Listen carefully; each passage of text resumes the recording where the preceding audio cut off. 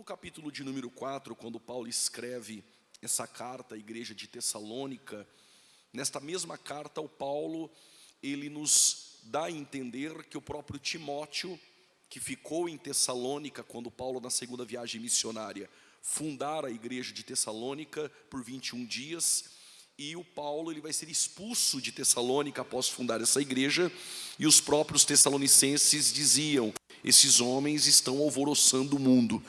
E essa igreja de Tessalônica ela é fundada, e no decorrer dos dias começou a surgir dúvidas entre os irmãos tessalonicenses. E essas dúvidas o próprio Timóteo levou ao apóstolo Paulo, que é o fundador dessa igreja, e fez com que Paulo então escrevesse essa carta de 1 Tessalonicenses, e no capítulo de número 4, a partir do versos 13, o apóstolo Paulo ele vai esclarecer algumas dúvidas que os nossos irmãos em Tessalônica tinham, entre elas a esperança dos que morreram em Cristo e a esperança dos vivos em Cristo. A esperança dos que morreram em Cristo nós tratamos aqui ontem, mas a esperança dos vivos em Cristo nós iremos tratar a partir de então. Claro que no arrebatamento da igreja, este evento iminente que a igreja aguarda, envolve também os que morreram em Cristo e também envolve os vivos em Cristo. Essa palavra arrebatamento no grego é harpazo. Harpazo, na verdade, vem de arpão. Arpão é usado para tirar uma presa, uma caça da terra. Na verdade, o harpazo é o que vai acontecer com a igreja. A igreja será tomada, a igreja será elevada de forma repentina, e nós não sabemos o dia e nem a hora. A igreja será tomada desta terra, e quando a igreja for tomada desta terra, a igreja vai ter um encontro nas nuvens com os que morreram em Cristo, e o encontro que é o apântesis, o encontro nos ares com o nosso Senhor. O que nós precisamos ter em mente é que no decorrer da história da igreja, muitos homens sinceros, outros não, eles afirmaram em datas alusivas o retorno de Cristo. Por exemplo, nós vamos ter Guilherme Miller, que ele era um pastor batista, um fazendeiro americano. Ao estudar o livro do profeta Daniel, ele chegou à seguinte conclusão: que Jesus voltaria no ano de 1843. E Jesus não voltou.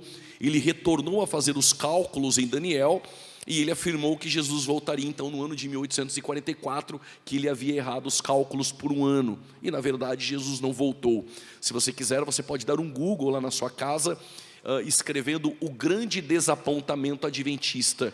É realmente o desapontamento que houve nos Estados Unidos com a igreja do advento, ainda que eles neguem, mas o Guilherme Miller, ele aparece como um fundador dos adventistas do sétimo dia, que posteriormente, através de Ellen White e os demais pastores e teólogos adventistas, eles vão dizer que Jesus realmente voltou, que o Guilherme Miller não havia errado, mas Jesus não voltou no arrebatamento para buscar a igreja, mas ele saiu do seu trono para o Santíssimo, para expiar os pecados de 1843 até agora, o que é chamado de juízo investigativo. Claro que isto não tem amparo bíblico. Pois bem, alguns outros homens sinceros também, eles marcaram datas alusivas para o retorno de Jesus Cristo, tentando acertar a data da volta de Jesus. E todos nós sabemos que a data da volta de Jesus, o dia ou o ano, isso não compete à igreja, nós não sabemos, isto é assunto para o próprio Deus, e que a qualquer momento a trombeta de Deus vai soar, e aí os mortos ressuscitarão primeiro, e o Paulo continua dizendo que depois nós, os que ficarmos vivos, seremos arrebatados. Mas vamos lá, como será o arrebatamento da igreja? Nós temos alguns textos que falam sobre o arrebatamento da igreja. Este texto que nós lemos é um texto clássico, muito usado, que é 1 Tessalonicenses capítulo 4, versículo 16 e 17. Mas não só este texto. Nós temos 1 Coríntios, capítulo de número 15, por exemplo, a partir do verso 50. Aqui no verso 50, Paulo diz que carne e sangue não podem herdar o reino dos céus. E a partir do verso 52 é que Paulo vai falar sobre o arrebatamento da igreja. No contexto de 1 Coríntios 15, o Paulo vai tratar sobre a ressurreição, e nesta ressurreição a incorruptibilidade, a imortalidade dos corpos, os salvos no momento do arrebatamento da igreja. Então 1 Coríntios 15, a partir do verso 50 até o versículo de número 54, 1 Tessalonicenses capítulo 4, versículo 16 e 17, e um outro texto que acredito ser o texto mais usado, mais ministrado em sermões que os irmãos conheçam, que é João, capítulo de número 14, não se turbe o vosso coração, crede em Deus e também em mim, até o momento em que Jesus diz que Ele voltará e nos levará. A expressão levará ali é paralambano, tem a ideia de levar para um outro lugar, e nós sabemos que lugar é este, a casa do Pai. Então, a igreja está aqui reunida, e de caráter iminente, a qualquer momento ocorrerá o arrebatamento da igreja, o harpazo, o rapto da igreja, o raptare. A trombeta de Deus vai soar, mas antes é dada uma palavra de ordem: alarido, voz de arcanjo. Essa palavra de ordem, este alarido, no contexto em que Paulo escreve esta carta, os imperadores, quando queriam reunir o seu exército, era dado uma palavra de ordem. O alarido era um grito de guerra, e nesse grito de guerra havia essa reunião. Então, o que nos parece que Paulo está nos ensinando é que será dado um grito de guerra, uma palavra de ordem. Acreditamos que essa palavra de ordem venha do próprio Pai. E a voz de arcanjo. Na Bíblia nós conhecemos um arcanjo que nós chamamos de Miguel, que na verdade em hebraico é Michael, quem é como Deus. E Michael é o primeiro dos príncipes, né? Na verdade, esse Michael, quem é como Deus, o arcanjo, esse arque, é o primeiro dos anjos. Na verdade, é o príncipe dos anjos. Há quem diga, alguns estudiosos, que não existe somente um arcanjo, e que Miguel, ele é o príncipe dos anjos, ele é aquele em proeminência, em destaque, mas que possa existir outros arcanjos. Não sabemos qual arcanjo é. Pode ser Michael, mas será dada uma palavra de ordem, que é o alarido, esse grito de guerra, e a voz de arcanjo. E aí diz o texto: e a trombeta de Deus soará. Tanto 1 Tessalonicenses 4, que nós temos a ideia da trombeta de Deus, 1 Coríntios 15, Paulo fala da última trombeta.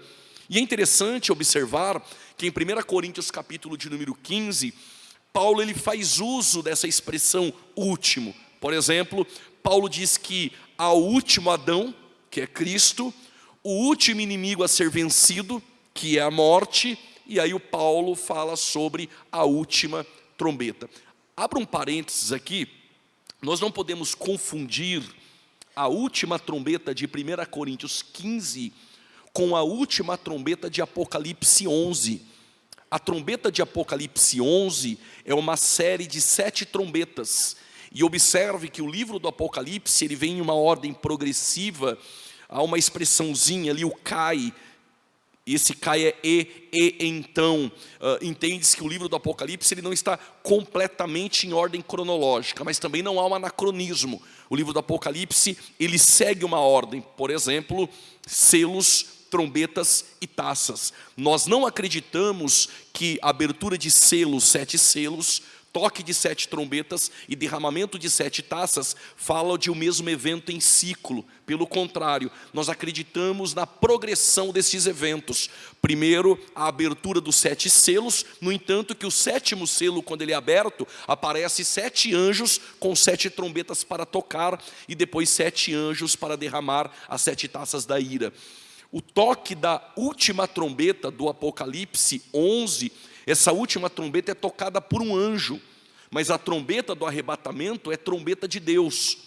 As trombetas do Apocalipse é uma série de juízos. A trombeta de 1 Coríntios 15 e de Tessalonicenses, do seu capítulo 4, versículo 16 e 17, é a trombeta de bênção para a igreja, porque é o arrebatamento que envolve o encontro, o apântesis da igreja com Cristo. Outro ponto que deve salientar é que a ideia da última trombeta, do arrebatamento, é chamado na Bíblia de mistério. Este evento é um mistério, e se é um mistério, os anjos não sabiam deste mistério. Você não vai ouvir falar de arrebatamento no Antigo Testamento, porque era o mistério em que Deus revelou a Paulo. E quando Paulo escreve à igreja de Corinto, falando da última trombeta, 40 anos depois seria escrito o Apocalipse. Então não dá para harmonizar em simetria a trombeta do arrebatamento, em que Paulo trata com a igreja de Corinto e aos Tessalonicenses, com a trombeta do Apocalipse 11. Não dá para harmonizar. Outro ponto importante é que a trombeta, a sétima trombeta do Apocalipse, do capítulo 11, não está no final da tribulação, está na metade da tribulação. Ainda falta outros eventos para se cumprir, como por exemplo, as 7 taças da ira sendo derramadas na terra, e também o último ai. Quem estudou o Apocalipse sabe que há 3 ais. Há um primeiro ai, um segundo ai, e o terceiro ai só ocorrerá na conclusão, no final da tribulação. Então, eu separei 3 textos aqui que mencionam sobre o arrebatamento. Claro que nós temos outros textos que mencionam a volta de Cristo, mas esses 3 textos são os textos mais claros, se assim podemos dizer. 1 Tessalonicenses 4, versículo 16 e 17, 1 Coríntios capítulo de número 15, a partir do verso 50, mas necessariamente os 52 a seguir, e João capítulo de número 14. Quando a trombeta de Deus soar, sempre em seminários, alguns irmãos fazem perguntas. E se aqui houver tempo, nós deixaremos aí uns 20 minutos para perguntas sobre o tema, e você pode fazer a sua pergunta. Geralmente existe uma pergunta que é feita, e esta pergunta é assim: no toque da trombeta, quem vai ouvir o som da trombeta? Falando em trombeta, talvez o que eu irei trazer aqui seja novo para alguns, mas já é antigo para muitos. Existem estudiosos, escatólogos, que defendem que o toque da trombeta não é um instrumento musical, a trombeta, e que o toque da trombeta, ou o som da trombeta, seja a voz do próprio Cristo. Com base em que eles afirmam isto? Quando João está exilado ali na ilha de Patmos, que fica a 86 quilômetros do sudoeste de Éfeso, a mando de Domiciano, o imperador, em seu tempo, o João, ele recebe uma visita em Patmos, e que visita maravilhosa. Ele recebe o próprio Cristo glorificado. E quando o Cristo glorificado aparece para João, o João vai dizer que ele ouviu como voz de muitas águas, como voz de trombeta. Então alguns atestam que o som da trombeta é a voz do próprio Cristo chamando a noiva, chamando a igreja, o que abrilhanta ainda mais o arrebatamento. Pois bem, não obstante, de forma majoritária, principalmente no Brasil, escatólogos sempre defenderam que o toque da trombeta é realmente um instrumento, um toque de trombeta, como acontecia em Israel. Se você estudar o Antigo Testamento, você vai observar diversos toques de trombetas. Em Números, capítulo de número 10, por exemplo, no versos 1, o próprio Deus pede para Moisés fazer 2 trombetas de prata. Uma quando é tocada, e aí nós já estamos falando do versos 2 a seguir, uma quando é tocada é para reunir o arraial. E a segunda, quando é tocada, é para a partida do arraial. E é exatamente o que acontece hoje na igreja. A palavra de Deus está ressoando, trombeteando e reúne o povo. O povo não está aqui reunido por causa do ensinador, por causa do pastor. Estamos reunidos por causa da palavra. Mas quando a trombeta de Deus soar, é para a partida do arraial. Por isso nós não podemos ser edifícios aqui na terra. Nós somos tendas. E por que tendas? Porque tenda, ela está aqui agora, mas daqui a pouco está lá. E quando soar a trombeta, nós não temos nada aqui, nós estaremos com Ele na eternidade. Quando essa tenda se desfizer, aí Paulo em 2 Coríntios 5, ele está falando do momento da morte. Quando essa tenda, que é o corpo, se desfizer, nós teremos um edifício na eternidade não feito por mãos humanas. Então é mais ou menos assim, é tenda aqui, mas edifício lá, e não edifício aqui e tenda lá, ok? Então no toque da trombeta, e aí seja a voz do Cristo chamando a igreja, ou toque de uma trombeta mesmo, ocorrerá que os mortos em Cristo ressuscitarão primeiro. Aí vem a pergunta, esses mortos em Cristo envolvem os santos no Antigo Testamento e também a igreja, ou só a igreja e não os santos do Antigo Testamento? É uma boa pergunta, até porque a escatologia no Brasil, os nossos livros de teologia por autores brasileiros no tocante à escatologia bíblica, há uma defesa de que quando a trombeta de Deus soar, todos os que morreram em Cristo ressuscitarão primeiro. Tanto os santos do Antigo Testamento, entre eles alguns que nós conhecemos, como Abraão, Isaac, Jacó, Abel, Davi, Jefté, lendo Hebreus 11, salvação no Antigo Testamento era pela fé. Eu me lembro de já ouvir alguns professores ensinar que salvação no Antigo Testamento era pela lei. Isso é um absurdo dentro do dispensacionalismo, porque salvação nunca será pela lei. A lei não tem poder de salvar.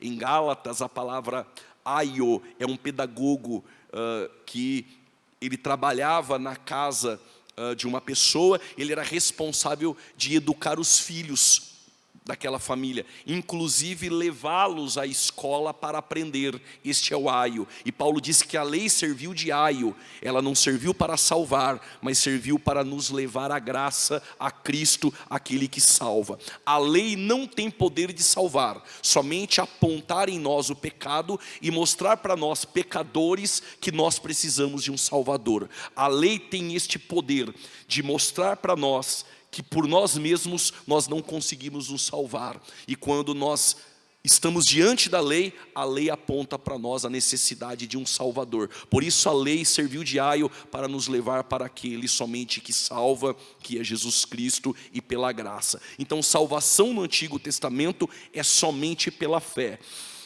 E no momento do arrebatamento, acredita-se principalmente em solo brasileiro, nas Assembleias de Deus, aqueles que formularam também a declaração de fé, isso é ponto passivo nas Assembleias de Deus, de que no momento do arrebatamento, os salvos do Antigo Testamento, juntos com a igreja, sobem para o arrebatamento. Porém, todavia, contudo, não obstante, os dispensacionalistas, principalmente de Dallas, nos Estados Unidos, homens que realmente defendem o pré-tribulacionismo, o dispensacionalismo, nenhum deles acredita ou defende que os salvos do Antigo Testamento sobem no arrebatamento com a igreja. E por quê? Porque dentro do dispensacionalismo e também a natureza hermenêutica de uma interpretação das profecias do Antigo Testamento de forma literal, gramática, histórica, nós temos a distinção entre Israel e igreja. Então todo dispensacionalista faz a distinção entre Israel e igreja. E por que no arrebatamento nós não iremos fazer? Então esses que defendem a distinção entre Israel e igreja, assim como nós também defendemos, eles dizem da seguinte forma, que no momento do arrebatamento, só sobe no arrebatamento a igreja, os salvos vivos e os que morreram em Cristo, que fazem parte da igreja. A igreja, irmãos, é um plano na eternidade, porque a igreja é chamada de mistério. A igreja não está no Antigo Testamento, a igreja não é o novo Israel. Israel é Israel, igreja é igreja. E a palavra igreja nunca foi mencionada no Antigo Testamento como corpo de Cristo.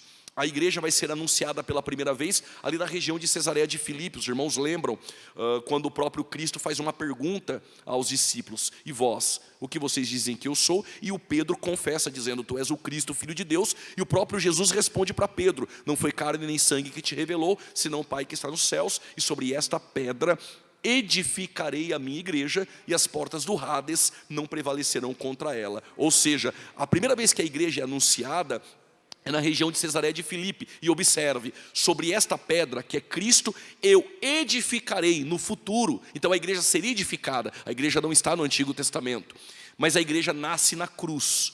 Mas ela vai ser inaugurada no dia de Pentecostes, quando cumpre-se Joel 2,28, o Espírito é derramado sobre toda a carne. Então, no momento do arrebatamento da igreja, os que acreditam que há distinção entre os santos do Antigo Testamento e a igreja no Novo Testamento, a partir de Atos 2, todos os que morreram em Cristo, no toque da trombeta, a partir de Atos 2, ressuscitam primeiro. Mas há aqueles, principalmente no Brasil, que defendem que no momento do arrebatamento, tanto os salvos do Antigo Testamento, e Abraão, Isaac e Jacó, quanto os salvos, igreja, a partir de Atos 2, sobem todos juntos. E quem defende essa distinção no arrebatamento entre os salvos do Antigo Testamento e os salvos do Novo Testamento mortos em Cristo, fazem uso de Daniel capítulo 12. E confesso, se você ler Daniel 12, sem o óculos que você já tem, da sua interpretação pessoal, do que você aprendeu, mas ler o texto como ele está, sem influência de ninguém, você vai chegar à conclusão de que os salvos do Antigo Testamento, eles ressuscitam no final da tribulação e não juntamente com a igreja. Estou sendo muito honesto, biblicamente, falando isto, até porque, de forma majoritária no Brasil, a defesa é outra. Mas lendo Daniel capítulo 12, você vai observar que a ressurreição ocorre depois de uma angústia que virá sobre toda a terra, tempos e metade de um tempo, 3 anos e meio, que são os 3 anos e meio últimos no final da tribulação. A ressurreição ocorre posterior a esses 3 anos e meio, que a tribulação totaliza 7, tá ok? Mas isto não implica em salvação, são apenas pontos de vista sobre o texto. Se você disser assim, eu acredito que os salvos do Antigo Testamento e a igreja, os que morreram em Cristo, crentes em Cristo, todos ressuscitam no momento do arrebatamento da igreja, isso não há problema algum, você só vai precisar ter textos para afirmar aí a sua defesa. O que nós precisamos enfatizar aqui é que quando soar a trombeta, no toque da trombeta, os que morreram em Cristo ressuscitarão primeiro. E observe que a construção do texto, que no toque da trombeta, no soar da trombeta, no ressoar da trombeta, os mortos ressuscitarão primeiro. Então é que o toque da trombeta é um despertamento para os que morreram em Cristo. Alguns chegaram a dizer no decorrer da história, coisa de pregadores, né? Em seminários, academia, você não ouve esse tipo de comentário. Isso surge mais com pregadores. Que Israel vai ouvir o toque da trombeta e vai se lamentar. A Bíblia não fala nada disso, nós não temos nenhum texto para apoiar essa ideia. O que nós temos em Tessalonicenses é que quando ressoar a trombeta, os mortos ressuscitarão primeiro. Então o toque da trombeta é para arrebatamento, é para a igreja e para aqueles que morreram em Cristo, um despertamento. Quem são estes que morreram em Cristo e ressuscitarão? Todos os que morreram em Cristo, salvos. Nós temos, por exemplo, no templo da igreja perseguida, nossos irmãos que morreram no Coliseu, ali em Roma, devorados pelas feras para negar a Cristo, e eles não negaram. E interessante que, se você estudar a história, irmãos e irmãs morreram e os corpos dilacerados pelas feras, por leões e leoas que não comiam há mais de 3 dias, e que após os corpos estarem sendo devorados pelas feras, eles morriam cantando hinos a Deus e morriam sorrindo, felizes. E por quê? Porque sabiam que a morte não é o fim para o cristão. A morte é um passaporte para a vitória. A morte é um veículo a qual Deus usa para nos levar ao nosso Senhor Jesus Cristo. Afinal de contas, onde está a morte? O inferno e teu aguilhão, porque tragada foi a morte pela vitória de Jesus Cristo na cruz do Calvário. Pois bem, então no toque da trombeta, os que morreram em Cristo, esses nossos irmãos que perderam a vida no Coliseu, irmãos nossos que no decorrer da história, por defender a fé, tiveram os corpos queimados, e os corpos se tornaram cinzas e se perderam no solo. Lembram do Titanic? Irmãos nossos que morreram afundados ali naquele navio, e que os seus corpos viraram comidas de peixes no oceano, E esses mesmos corpos que não viraram comidas de peixes, mas se perderam nas águas. Nossos irmãos que morreram no Covid, nossas irmãs, quando o som da trombeta se ouvir, todos eles, todos os que morreram em Cristo, ressuscitarão primeiro. Eu lembro que um jovem um dia fez uma pergunta, mas o corpo se perdeu, virou cinza, virou comida de peixe, como pode este mesmo corpo voltar em glória? Eu respondi para ele dizendo, tu acredita em Gênesis 1:1? Que no princípio criou Deus céus e terra? Sim, ele disse, acredito. Então, para Deus trazer esse corpo é fácil. No som da trombeta, todos ressuscitarão primeiro. Mas detalhe, este corpo não será corruptível no arrebatamento. Este corpo não será mortal no arrebatamento. Aquilo que é corruptível se revestirá de incorruptibilidade. E aquilo que é mortal se revestirá de imortalidade. Então, cumprir-se-á a palavra. Tragada foi a morte pela vitória. Alguns tentaram, no decorrer dos seus estudos, imaginar como vai ser os nossos corpos. Acredito que também esta possa ser a sua dúvida. É indubitável que ocorra esta pergunta. Nós não temos textos muito claros para entender como vai ser esse corpo, somente que o corpo será glorificado, este corpo será incorruptível e imortal.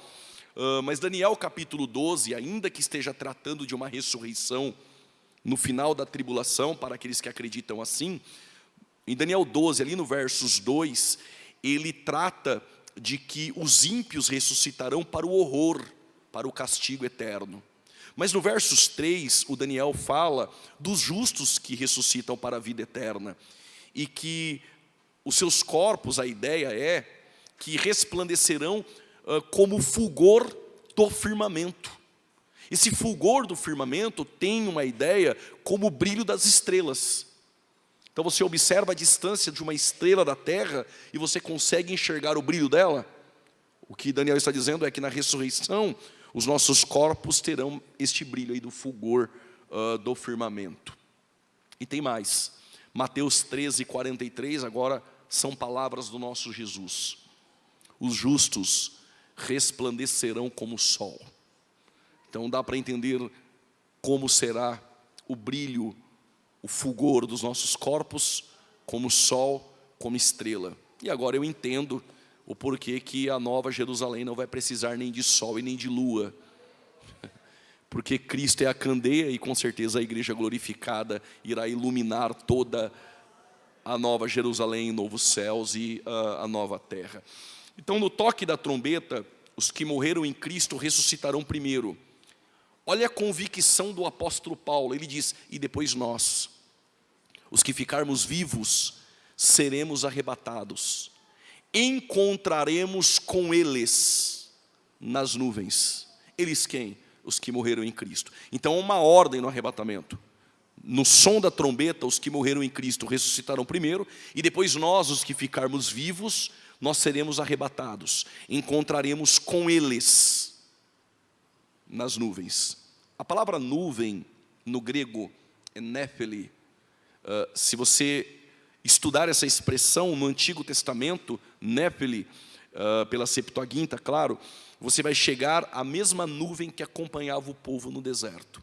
Então no som da trombeta, os que morreram em Cristo ressuscitam primeiro, depois nós, os que ficarmos vivos, seremos arrebatados, encontraremos com eles nas nuvens. Olha agora, para o encontro com o Senhor nos ares. Eu ouvi um glória a Deus, é porque eu sei que para alguns essa palavra mexe ainda sobre o arrebatamento. E esse encontro, esse apântesis, é o encontro entre os salvos com Cristo. Quando nós falamos de salvação, é importante aqui deixarmos um adendo. Existe uma salvação passada, existe uma salvação presente, existe uma salvação futura. Você foi salvo na cruz. Quando você aceitou a Cristo, o sacrifício de Cristo na cruz é válido para ti. Então eu fui salvo no passado, cruz. Sou salvo no presente, pela justificação, pela regeneração e pela santificação. Inclusive, há podemos dizer um tema, mas nós temos liberdade aqui para escolher os temas, e o pastor pediu que fosse escatologia, regenerados pela palavra. Essa palavra regenerados, ela aparece também em Tito 3:5.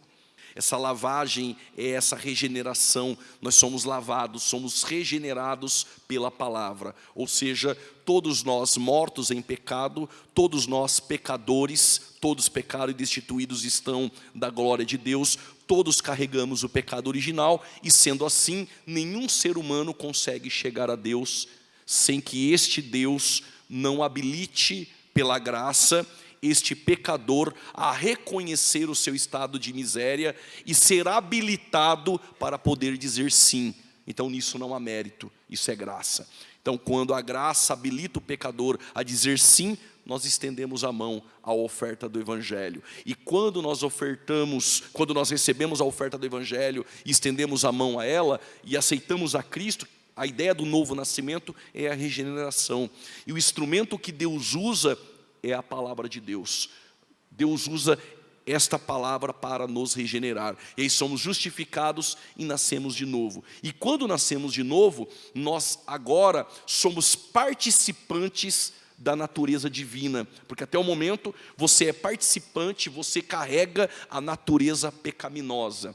Uma natureza pecaminosa, uma imagem e semelhança afetada completamente pelo pecado, a degradação humana, e não há nada bom em nós. Ainda que você veja um ímpio fazendo algo bom, os céus não é para bonzinhos, os céus é para pecadores arrependidos.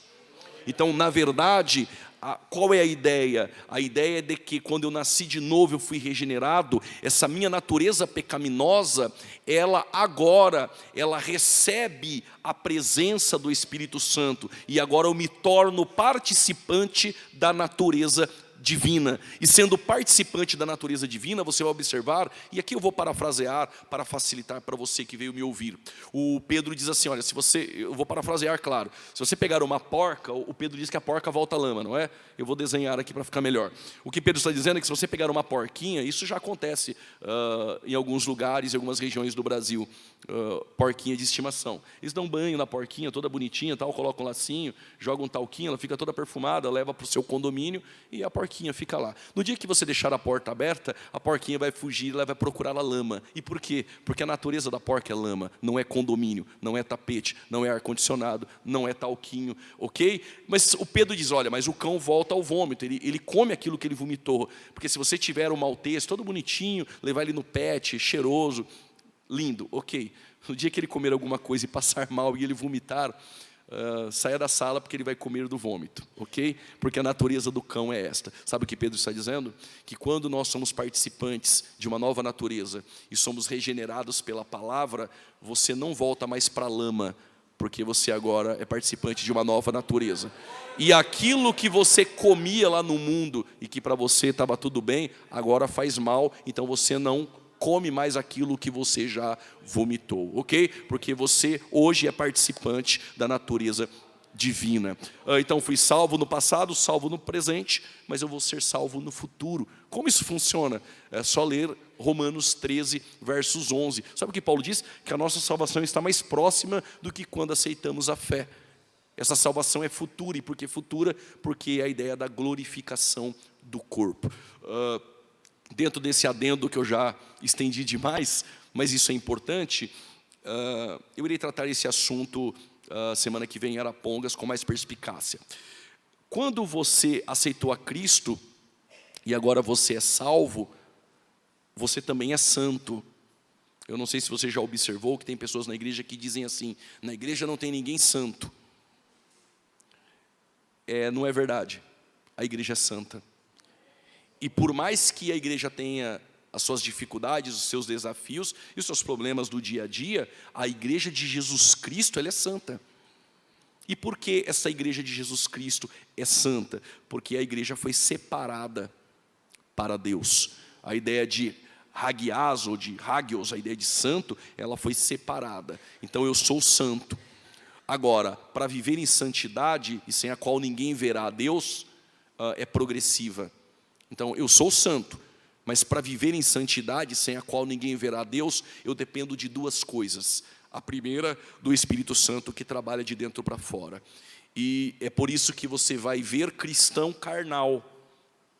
Ele é salvo, mas ele é carnal. Ele se tornou santo porque ele foi separado, porque ele aceitou a Cristo, mas ele não tem uma vida de santidade. Ele é carnal, porque ele não permite que o Espírito Santo tenha liberdade dentro dele para trabalhar. Essa liberdade só se dá, e não diga, eu fiz um sacrifício hoje, eu jejuei. Jejum não é sacrifício, oração não é sacrifício. Sacrifício é o que Cristo fez na cruz, ok? Isso é disciplina. Assim como um atleta tem uma disciplina, o cristão tem a sua disciplina cristã. Qual a disciplina cristã? Vida de oração, jejum, leitura da palavra. Quando você exerce essa disciplina, o Espírito Santo tem mais liberdade neste processo de santidade.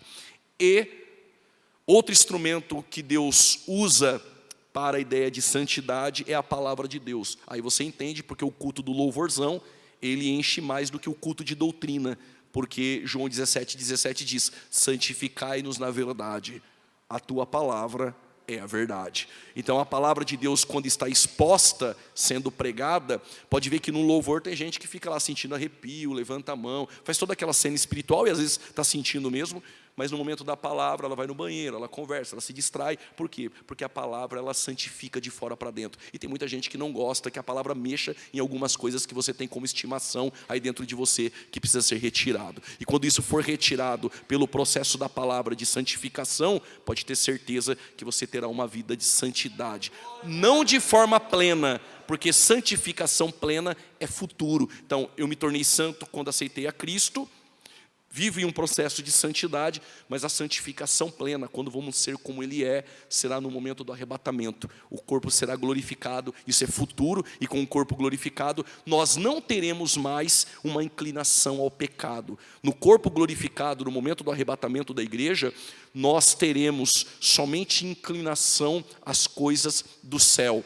Inclusive vai se cumprir o pedido nosso, no Pai Nosso, para livrar da tentação. E é verdade, no momento da glorificação, você nunca mais será atacado pela tentação. Inclusive, tentação vem para adolescente, vem para jovem, vem para pastor, vem para presbítero. Tentação não respeita tempo de igreja, mas com o Espírito Santo e com a palavra de Deus, nós vencemos a tentação. Até porque 1 Coríntios 10:13 diz que não vem tentação que não seja humana, pela qual nós possamos suportar, ok? Então, você suporta, vive esse processo de santidade até o momento da glorificação do nosso corpo. Então, o que vai ocorrer no arrebatamento da igreja é que no toque da trombeta, tanto os que morreram em Cristo, que ressuscitarão primeiro, e depois nós que ficarmos vivos, a igreja viva, seremos arrebatados com os corpos em glória, corpos glorificados. No entanto, que Filipenses 3:20, Paulo diz: a nossa cidade está nos céus. Mas no versos 21, aí o Paulo diz assim, que o corpo abatido será transformado. Então o corpo sofrerá uma transformação na glorificação, tá? Você pode ver o processo de mecânica, talvez eu possa usar essa palavra, a mecânica de salvação você pode observar em Romanos capítulo 8, versículo de número 28, 29 e 30, aos que dantes conheceu, esses chamou, e os que chamou predestinou, os que predestinou justificou, e os que justificou glorificou. Então a glorificação é o momento futuro da igreja, a glorificação dos nossos corpos. Vocês estão aí? Ok. Então, o arrebatamento da igreja, nós trabalhamos com o texto de 1 Tessalonicenses, capítulo 4, versículo 16 e 17, e esses que morreram em Cristo que ressuscitarão, são aqueles que no estado intermediário, após a morte, os salvos, as almas estão neste momento no paraíso, que é o terceiro céu. aguardando o arrebatamento da igreja. Uma outra perguntinha que surge, talvez você não tenha pensado nisto, por isso que não é uma dúvida, mas tratando isto você vai concordar que realmente existe essa interrogativa quando trata do arrebatamento da igreja. Alguém já me perguntou em seminário se os salvos que morreram em Cristo, suas almas, já estão no paraíso, por que no arrebatamento da igreja, esses que morreram em Cristo participarão deste arrebatamento, se as almas já estão com Cristo? Primeiro ponto, as almas que estão em consciência com Cristo, no terceiro céu, no paraíso, eles não estão usufruindo da totalidade da eternidade. E após o arrebatamento, eles irão usufruir de forma plena da totalidade da eternidade. Outro ponto, ele não quer somente a alma que já está com ele, ele quer também o corpo. Existia dentro da filosofia uma ideia socrática, e a igreja de Corinto é exatamente uma igreja fundada na segunda viagem missionária de Paulo. Ele ficou lá por 1 ano e 6 meses, fundada na Grécia. Então todos os gregos que se converteram a Cristo, eles carregavam a cultura e o costume e as ideias filosóficas socráticas. E qual era a ideia platônica? O corpo não presta, o corpo é a prisão da alma. Logo, o que a filosofia ensinava em Corinto era que o corpo humano ele não presta, e que o que presta é a alma, e chamava este corpo, os filósofos, de prisão. Enquanto a alma estiver aqui, ela está presa, e este corpo não presta. Por isso que surgiu uma ideia hedonista, satisfação dos prazeres da carne de forma exacerbada, porque se o corpo não presta, precisamos satisfazê-lo. Porém, quando Paulo escreveu a primeira carta à igreja em Corinto, capítulo 15, ele está refutando no ensino da ressurreição e também tratando do arrebatamento da igreja, mas a ênfase é na ressurreição, porque ele diz que é num abrir e fechar de olhos, e tentamos calcular este um momento, ou num momento, num abrir e fechar de olhos, isso é incalculável, é 7 milésimos de um segundo. Então, num piscar, a igreja já não está mais aqui, porque esse átomo, 7 milésimos de um segundo, o corpo já está glorificado. E o que Paulo está refutando na filosofia grega, ensinando a igreja em Corinto, que carregava esse ensinamento platônico, é: se Platão está dizendo que o corpo não presta, o nosso Deus no arrebatamento, Ele quer esse corpo porque presta sim. E no toque da última trombeta, Ele quer alma, corpo e espírito glorificado e com Ele. Por causa desse aleluia, eu tenho uma boa notícia: Ele quer você por completo. Então nós temos 1 Tessalonicenses 4, versículo 16 e 17, 1 Coríntios 15, a partir do verso 50, nós trabalhamos aí dentro do nosso limite aqui. João 14 é um texto muito importante, porque tanto em Tessalonicenses ou em Corinto, quem tratou sobre o arrebatamento foi o próprio Paulo. Mas Jesus, ele fala sobre o arrebatamento, ainda que ele não use a expressão harpazo, mas ele vai usar a expressão paralambano no grego. E paralambano no grego, esse levar, nem sempre é levar para a bênção. O que vai definir é o contexto. Então, para quem é estudioso e estuda um pouquinho do grego e observa a palavra paralambano na Bíblia, que é uma ideia de levar, nem sempre o que é levado no paralambano é levado para a bênção. Às vezes é levado para juízo, ok? Porém, em João 14, a expressão paralambano é para a bênção, e eu vou explicar. A última semana de Jesus foi uma semana com ausência de milagres, porém nós temos um Jesus, eu posso dizer isso, um Jesus mais irado. Esse Jesus de amor também é um Jesus que ele ira. E Jesus, desde o domingo, quando ele é apresentado como rei em Jerusalém, ele chora sobre Jerusalém, depois ele expulsa os cambistas do templo, amaldiçoa a figueira, e posteriormente você vai observar Jesus ensinando sobre o banquete das bodas, e depois Jesus, ele trazendo um sermão muito duro contra os fariseus. Se tivesse um tema ali de homilética do sermão de Jesus, era hipócritas. Jesus, no seu sermão, ele chama os fariseus de hipócritas e sepulcros caiados. A mensagem de Jesus era dura. Porém, o próprio Jesus, depois, no decorrer da semana, ele está na ceia com os discípulos, ali na quinta-feira. E os discípulos, percebendo que a última semana era uma semana mais difícil, e que Jesus realmente estava expulsando cambistas, trazendo sermões mais duros e não fazendo milagres, estava perturbando o coração também dos discípulos a ideia da despedida, porque Jesus, por diversas vezes, ele falou que ele iria para a cruz. No entanto, que quando Judas Iscariotes entendeu que ele não teria um gabinete na convenção, com ar-condicionado e tesoureiro do reino de Jesus, quando ele percebeu que a proposta do reino de Jesus é pegar a cruz e seguir e renunciar, aí Judas vendeu Jesus, porque tem pessoas que só caminham contigo quando você tem algo para oferecer. Esse é Judas, mas tem aqueles que vão até o fim e ficam nos pés da cruz, porque ele o ama, esse é João. E nessa última semana, na ceia, Jesus percebeu que o coração dos discípulos, sobre o coração deles havia um pesar, uma angústia. Jesus era o nome mais falado em Jerusalém. Jesus estava sendo procurado para ser preso. E, inclusive, ninguém quis convidar Jesus naquela última semana para tomar um café. Somente o Simão, o ex-leproso. Porque ele era devedor a Cristo, porque ele carregava uma lepra, como Jesus o curou. Na última semana ele falou, vem na minha casa simples aqui em Betânia, mas vem tomar um café aqui, pode trazer também os discípulos. Inclusive nessa casa tinha 17 pessoas. Outro dia eu falo sobre isso. Então na ceia, quando Jesus percebeu que o coração dos discípulos havia uma tristeza, aí Jesus disse, não se turbe o vosso coração. Crede em Deus e também em mim. Na casa do meu Pai há muitas moradas. Vou preparar-vos um lugar.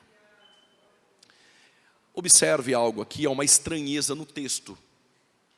A estranheza é, na casa do meu Pai há muitas moradas.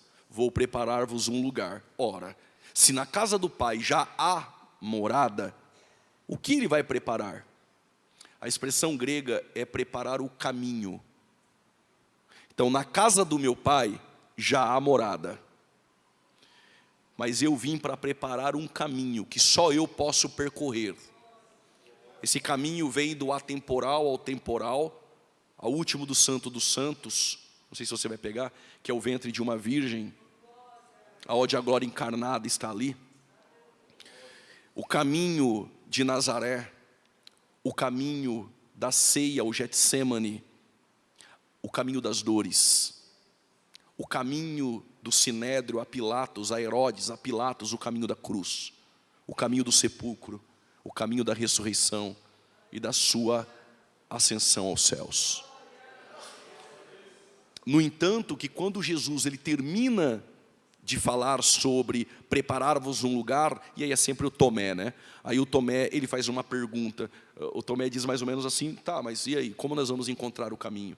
Talvez o Tomé tinha em mente que o caminho era guardar o sábado, como todo bom judeu. Talvez ele tinha a ideia de que o caminho era o templo, o caminho sagrado, alegrei-me quando me disseram, vamos à casa do Senhor.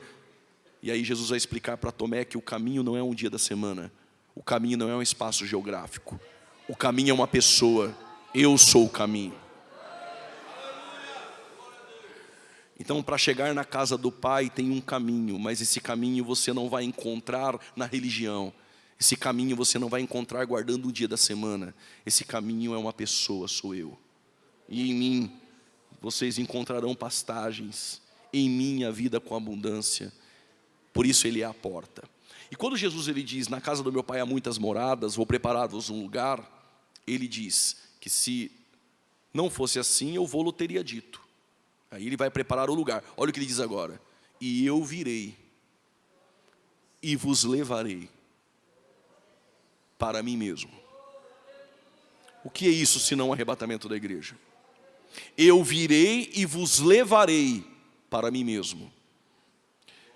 Para onde eu estiver, estejais vós também. A promessa é, eu venho, mas enquanto eu não vier, eu não deixo vocês órfãos. No contexto ele está dizendo que vai deixar o Consolador. A expressão outro Consolador, a palavra grega para outro pode ser héteros ou allos. Allos e héteros há uma diferença. Por exemplo, em Gálatas 1:8, mesmo que um anjo desça do céu, revele CPF seu, RG, local onde você trabalha, o dia que você nasceu, o tombo que você levou quando estava na adolescência, ainda que desça um anjo do céu revelando, trazendo um outro evangelho, esse outro é héteros, é um outro de uma outra espécie, de uma outra essência, seja anátema, seja maldito. Agora, quando ele usa a palavra outro, allos, é outro da mesma essência. Exemplo, se alguém ferir um lado do rosto, dê o outro. O outro que Jesus usa no contexto ali é allos, é o outro, mas da mesma face. Quando Jesus fala que enviará o outro Consolador, não é héteros, é allos. Ele está dizendo, é outro da mesma essência, é Deus. E a igreja então não está só, nós estamos com o Espírito Santo. Até o dia em que eu virei, e Ele vem nos ares nos esperar. E a igreja sobe para o encontro, e eu vos levarei.